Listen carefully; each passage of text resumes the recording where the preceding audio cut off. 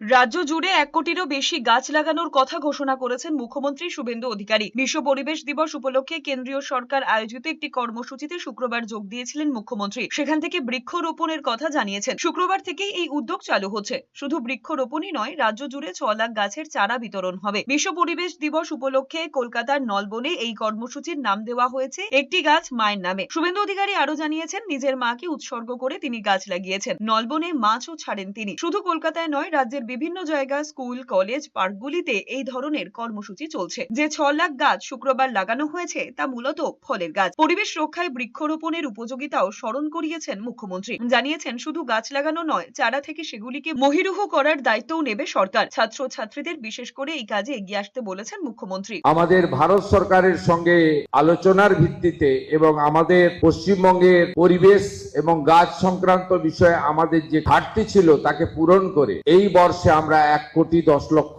গাছ লাগাবো এবং রক্ষণাবেক্ষণ করব। কারণ গাছ লাগালে শুধু হবে না, তাকে রক্ষণাবেক্ষণ করে বপিত চারাটি যাতে মহিরুহে পরিণত হয় সে দায়িত্ব আমরা নেব।